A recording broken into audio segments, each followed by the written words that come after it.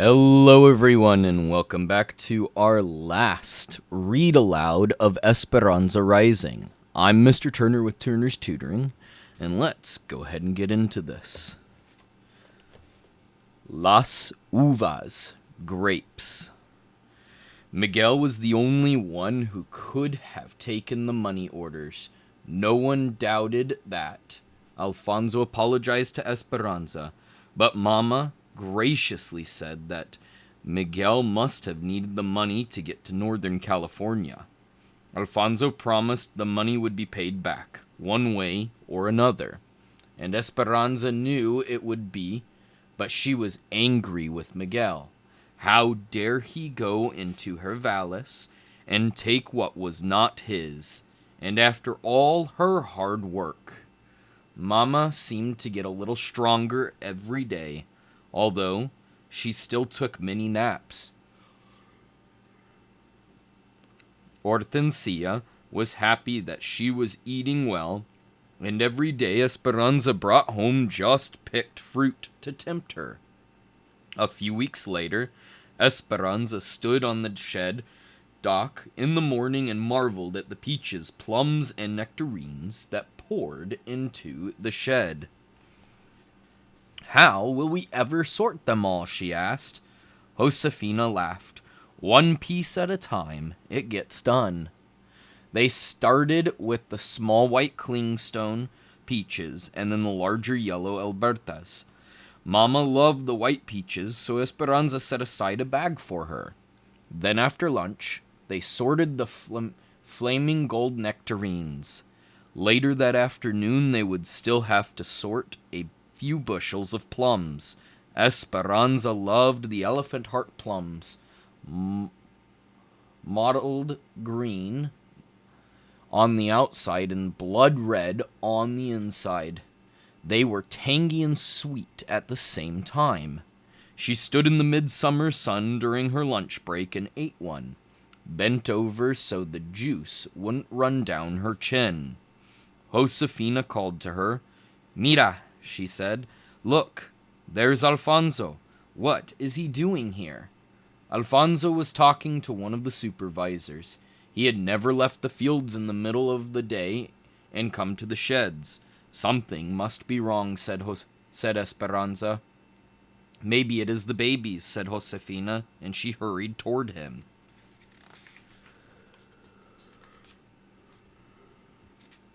Esperanza could see them talking and slowly began walking toward them, leaving the line of women and the stacks of lugs and plums. She tried to read from Josefina's expressions whether something was wrong. Then Josefina turned to look at her. Esperanza felt the blood drain from her face, and she suddenly knew why Alfonso was here. It had to be Mama. The doctor had said she could have a relapse. Something must have happened to her. Esperanza suddenly felt weak, but she kept walking. "Is it Mama?" No, I didn't mean to alarm you, Esperanza, but I need you to come with me. Hortensia's in the truck." "But it's so early." "It's okay. I talked to the supervisor." She followed him to the truck. Hortensia was waiting inside. "We got a message from Miguel," she said. "We are to meet him at the bus station in Bakersfield at 3 o'clock. He said he is coming from Los Angeles and that we should bring you. That's all we know." "But why would he want me to come?" asked Esperanza. "I can only hope that it's to apologize for his for the actions," said Hortensia. It was over 100 degrees. Hot wind whipped inside the cab. Esperanza felt the perspiration sliding down her skin beneath her dress. It felt strange to be riding to town on a work day, breaking her routine in the sheds. She kept thinking of all the elephant hearts that the others would have to pack short-handed. Hortensia squeezed her hand. "I can't wait to see him," she said. Esperanza offered a tight smile. They arrived at the bus station and sat on a bench in front. The clerks all spoke to one another in English. their hard, sharp words meaning nothing to Esperanza. It always startled her when she heard English, and she hated not knowing what people were saying. Someday, she would learn it. She strained to hear each announcement that was made, finally hearing the words she was waiting for. Los Angeles.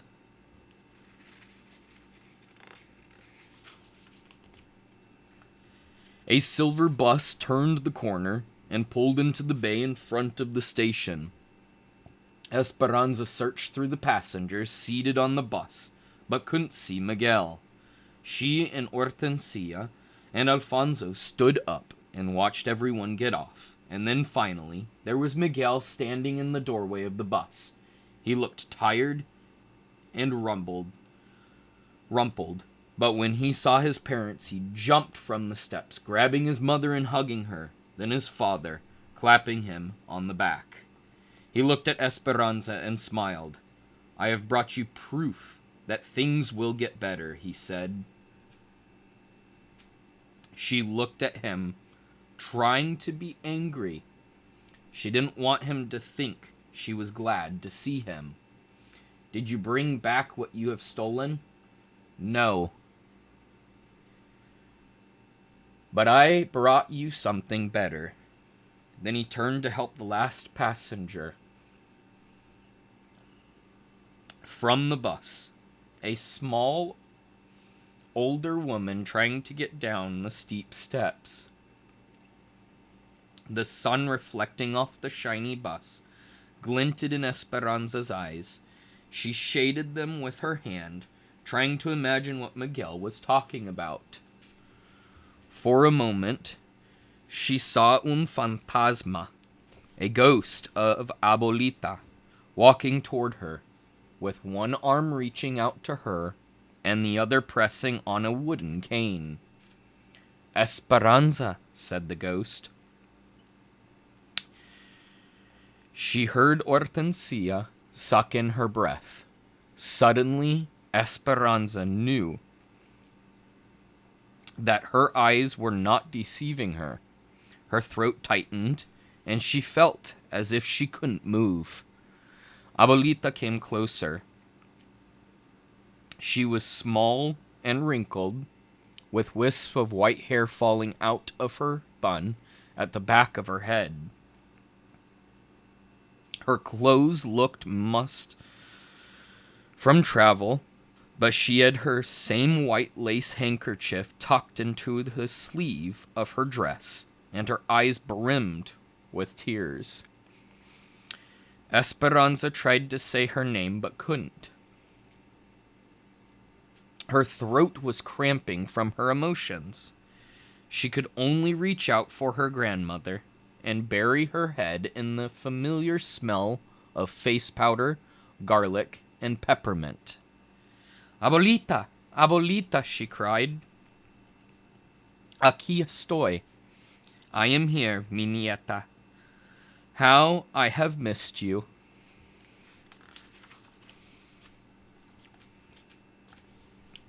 Esperanza rocked her back and forth, daring to believe that it was true, looking at her through tears to make sure she was not dreaming, and laughing finally, laughing and smiling, and holding her hands. Then Hortensia and Alfonso took their turns. Esperanza looked at Miguel. "How?" she asked.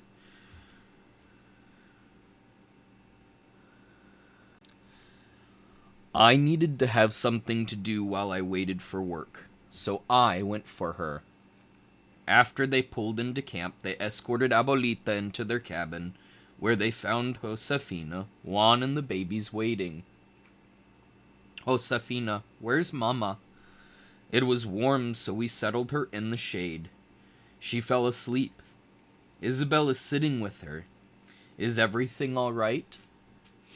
Hortensia introduced Abuelita to Juan and Josefina, whose faces lit up.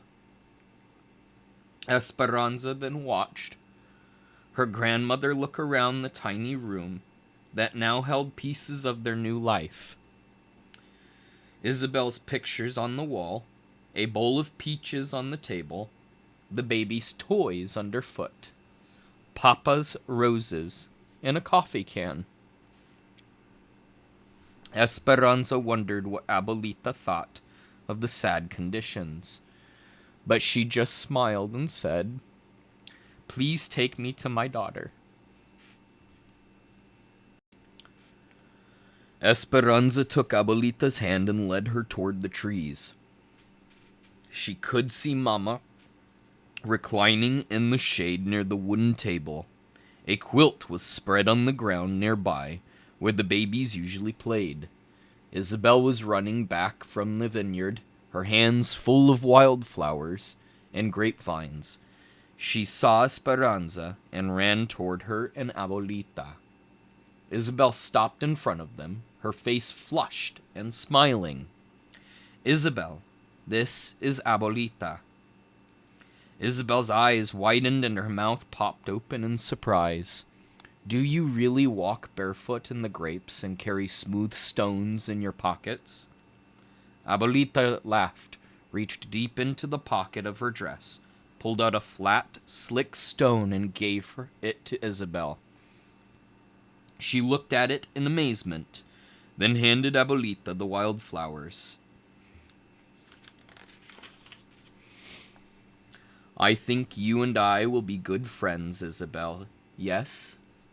Isabel nodded and stepped aside so Abuelita could go to her daughter. There was no way to prepare Mama. Esperanza watched Abuelita walk to where Mama slept, resting on the makeshift lounge. She was framed by the vineyard, the grapes ripe and ready to drop. Abuelita stopped a few feet from Mama and looked at her. A stack of lace carpetas was at Mama's side, as well as her crochet needle and thread. Abuelita reached out and stroked her hair, gently pulling the loose strands away from Mama's face and smoothing them against her head. Softly, Abuelita said, "Ramona." Mama did not open her eyes, but said as if she was dreaming, "Esperanza, is that you?" "No, Ramona, it is me, Abuelita." Mama slowly opened her eyes. She stared at Abuelita with no reaction, as if she was not really seeing her at all. Then she lifted her hand and reached out to touch her mother's face, making sure that the vision was true.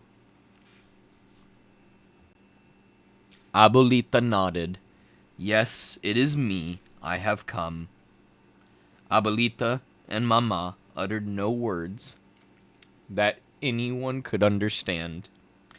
It was their own language of happy exclamations and overwhelming emotions. Esperanza watched them cry, and she wondered if her own heart would burst from so much joy. "Oh, Esperanza," said Isabel, jumping up and down and clapping. "I think my heart is dancing." Esperanza barely choked out the whisper, "Mine too." Then she picked up Isabel and spun her around in her arms. Mama would not let go of Abuelita.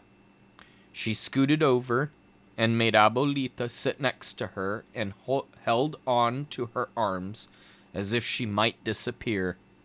Suddenly, Esperanza remembered her promise, ran back to the cabin, and returned carrying something in her arms. "Esperanza," said Abuelita, "could that possibly be my blanket? Did you finish it?" "Not yet," she said, unfolding the blanket. Mama held one end, and Esperanza pulled the other end. It reached the chinaberry tree to the mulberry.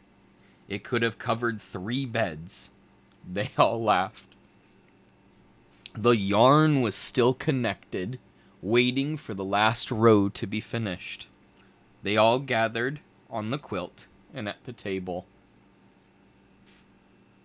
Esperanza sat down and pulled the massive blanket next to her, took the needle, and began crocheting the final stitches. When Mama could finally speak, she looked at Abuelita and asked the same thing Esperanza had asked. How did you get here? Miguel, said Abuelita. He came for me. Luis and Marco have been impossible. If I went to the market, one of their spies would follow me. I think they thought you were still in the area and would eventually come back for me. 10 stitches up to the mountain top. Esperanza listened to Abuelita tell Mama about how infuriated Tio Luis had been when he found out they were gone. He'd become obsessed with finding them and questioned all of their neighbors, including Senor Rodriguez. They had even come to the convent to question her sisters, but no one told him anything. Add 1 stitch. A few months after they left, she had a premonition that something was wrong with Mama. The feeling would not let go of her, so she lit candles every day for months and prayed for their safety. 9 stitches down to the bottom of the valley. Then one day, when she had almost given up hope, she found an injured bird in the garden that she did not think would fly again. But the next morning when she approached it, the bird lifted into the sky. She knew it was a sign that whatever had been wrong was better. Skip 1 stitch. Then one of the nuns brought her a note that someone had left in the poor box addressed to her. It had been from Miguel. He suspected that Abuelita was being watched, so he delivered his notes after dark, telling her of his plan. 10 stitches up to the top of the mountain. Miguel and Senor Rodriguez came in the middle of the night and took her to the train station. It was all very exciting, and Miguel didn't leave her side once during this entire trip. He brought her all the way here. Add 1 stitch. He said that Ramona and Esperanza needed her. He was right, said Mama, her eyes teary again, gratefully looking at Miguel. Mountains and valleys, mountains and valleys. So many of them, thought Esperanza. When a strand of her hair fell into her lap, she picked it up and wove it into the blanket, so that all of the happiness and emotion she felt at this moment would go with it forever. When Esperanza told Abuelita their story, about all that had happened to them, she didn't measure time by the usual seasons. Instead, she told it as a field worker, in spans of fruits and vegetables, and by what needed to be done to the land. They had arrived in the valley at the end of the grapes, Thompson's seedless, red Malagas, and the blue-black Ribiers. Mama breathed in the dust at the end of the grapes, and that's when she got sick. Then it had been time to prune the grapes and get ready for potatoes. Working potatoes was the heart of winter, and the cold that dampened the bones. And during potato ice, Mama had gone to the hospital. There had been no months with names, only the time of tying canes amidst the ghosts of grapes and gray days that never warmed. But afterward came the anticipation of spring and a valley pregnant with needs, graceful as paraga- graceful asparagus, ripening vineyards, and groaning trees. Then early peaches called, crickets in the fields started their nightly symphonies, and Mama came home. Abuelita arrived during plums, and now the grapes were delivering another harvest, and Esperanza was turning another year. A few days before her birthday, Esperanza begged Miguel to drive her to the foothills before sunrise. There was something she wanted to do. She woke in the dark and tiptoed from the cabin.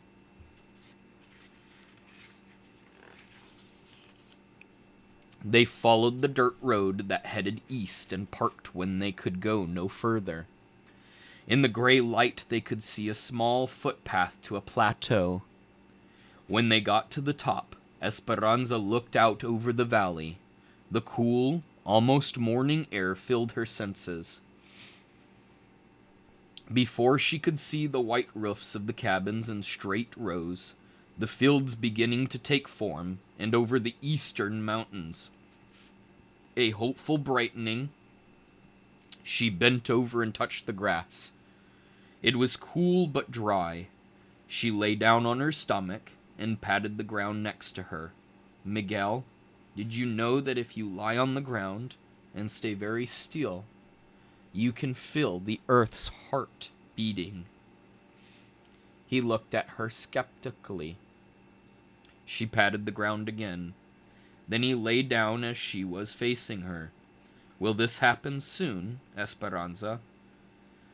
Aguántate tantito y la fruta cayera en tu mano. Wait a little while, and the fruit will fall into your hand. He smiled and nodded. They were still. She watched Miguel watching her, and then she felt it. Beginning softly, a gentle thumping, repeating itself, then stronger. She heard it, too. Shwump, shwump, shwump. The earth's heartbeat, just like she had felt it that day with Papa. Miguel smiled, and she knew that he felt it, too. The sun peeked over the rim of a distant ridge, bursting the dawn onto the waiting fields. She felt its warmth washing over her and turned on her back and faced the sky, staring into the clouds now tinged with pink and orange. As the sun rose, Esperanza began to feel as if she rose with it, floating again, like that day on the mountain when she first arrived in the valley. She closed her eyes, and this time she did not careen out of control. Instead, she glided above the earth, unafraid. She let herself be lifted into the sky, and she knew that she would not slip away. She knew that she would never lose Papa, or El Rancho de las Rosas, or Abuelita, or Mama, no matter what happened. It was as Carmen, the egg woman, had said on the train. She had her family, a garden full of roses, her faith, and the memories of those who had gone before her. But now she had even more than that, and it carried her up, as on the wings of the phoenix. She soared with the anticipation of dreams she never knew she could have, of learning English, of supporting her family, of someday buying a tiny house. Miguel had been right about never giving up, and she had been right too about rising above those who held them down. She hovered high above the valley, its basin surrounded by the mountains. She swooped over Papa's rose blooms, buoyed by rose hips that remembered all the beauty they had seen. She waved at Isabel and Abuelita, walking barefoot in the vineyards, wearing grapevine wreaths and their hair. She saw Mama sitting on a blanket, a cacophony of color that covered an acre in zigzag rows. She saw Marta and her mother walking in an almond grove, holding hands. Then she flew over a river, a thrusting torrent that cut through the mountains, and there, in the middle of the wilderness, was a girl in a blue silk dress and a boy with his hair slicked down, eating mangoes on a stick, carved to look like exotic flowers, sitting on a grassy bank on the same side of the river. Esperanza reached for Miguel's hand and found it, and even though her mind was soaring to infinite possibilities, his touch held her heart to the earth. Estas son las mañanitas que cantaba el rey David. A las muchachas bonitas se las cantamos aquí. Despierta, mi bien, despierta. Mira que ya amaneció. Ya los pajaritos cantan. La luna ya se metió. These are the morning songs which King David used to sing. To all the pretty girls, we sing them here to you. Awake, my beloved, awake. See, it is already dawn. The birds are already singing. The moon has already gone. On the morning of her birthday, Esperanza heard the voices coming from outside her window. She could pick out Miguel's, Alfonso's, and Juan's. She sat up in bed and listened and smiled. Esperanza lifted the curtain. Isabel came over to her bed and looked out with her, clutching her doll. They both blew kisses to the men who sang the birthday song. Then Esperanza waved them inside, not to open gifts, but because she could already smell coffee coming from the kitchen. They gathered for breakfast. Mama and Abuelita, Hortensia and Alfonso, Josefina and Juan, the babies, and Isabel. Irene and Melina came, too, with their family, and Miguel. It wasn't exactly like the birthdays of her past, but it would still be a celebration. Under the mulberry and chinaberry trees, with newborn rosebuds from Papa's garden. Although there were no papayas, there was cantaloupe, lime, and coconut salad, and machaca burritos, topped with lots of laughter and teasing. At the end of the meal, Josefina brought out a flan de almendras, Esperanza's favorite, and they sang the birthday song to her again. Isabel sat next to Abuelita at the wooden table. They each held crochet hooks and a skein of yarn. Now watch, Isabel. 10 stitches up to the top of the mountain. Abuelita demonstrated, and Isabel carefully copied her movements. The needle rocked awkwardly, and at the end of her beginning rows, Isabel held up her work to show Esperanza. Mine is all crooked. Esperanza smiled and reached over and gently pulled the yarn, unraveling the uneven stitches. Then she looked into Isabel's trusting eyes and said, "Do not ever be afraid to start over."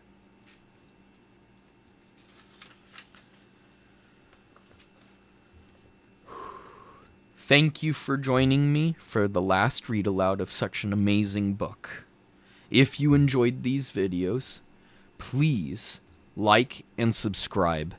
If you've missed any of the previous read alouds, definitely go back and check them out. I'm Mr. Turner with Turner's Tutoring, wishing you a fantastic rest of your day.